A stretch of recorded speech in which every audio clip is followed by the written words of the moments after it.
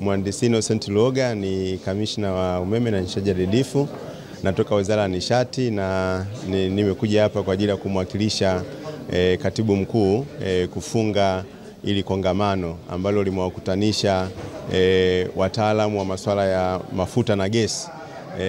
Walikuwepo hapa kwa muda wa siku mbili kwa ajili ya kujadili masuala mbalimbali yanayoendana na mafuta na gesi. Sasa hii ni fursa nyingine kwa nchi yetu ya Tanzania kwa sababu hao wataalamu wametoka katika nchi takribani 67 ambazo ndani ya Afrika na nje ya Afrika, kwa maana kwamba nchi za Ulaya, na wamekutana hapa kwa ajili ya kubadilishana uzoefu, kujadili changamoto katika uendelezaji wa sekta ya mafuta na gesi.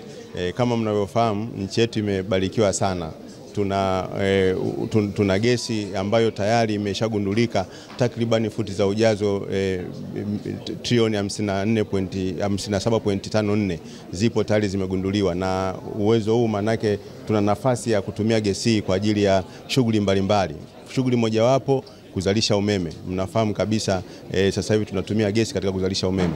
Lakini hivi karibuni katika miaka hii mitatu kuanzia mwaka 2022 Mheshimiwa Rais wetu wa Jamhuri ya Muungano wa Tanzania Dr. Samia Suluhu Hassan ameleta ajenda ya matumizi ya nishati safi ya kupikia.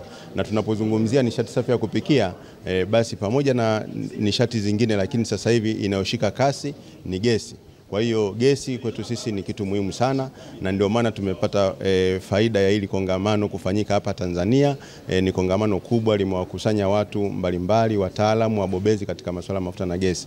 Na sisi kwetu hii ni faida kwa sababu wataalamu wetu chini ya taasisi zinazohusika na mafuta na gesi katika nchi yetu, ambazo taasisi hizo kuna shirika la maendeleo ya mafuta ambalo ni TPDC, lakini pia kuna mamlaka ya udhibiti wa mafuta tunaita PULA, lakini pia kuna mamlaka ya udhibiti wa nishati ambao ni WEURA, lakini pia tuna mamlaka wanaosimamia masuala ya upatikanaji wa mafuta nchini ambao ni PPBA.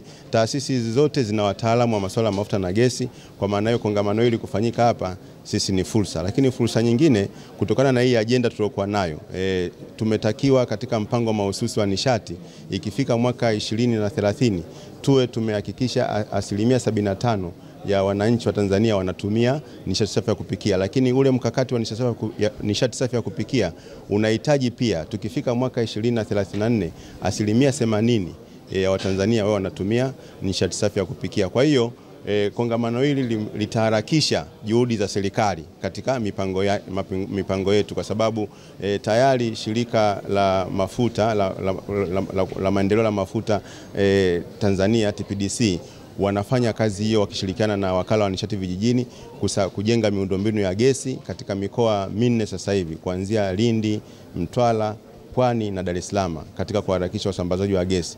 Lakini pia kama mnavyofahamu kwamba gesi na matumizi mengi sana. Kwa hiyo kutupia taasisi zetu ugunduzi unaendelea. Nimesema tunao potential au uwezo mkubwa wa gesi, kwa hiyo ugunduzi unaendelea katika maeneo mbalimbali kwenye kina kirefu cha bahari, lakini pia na nchi kavu ugunduzi unaendelea.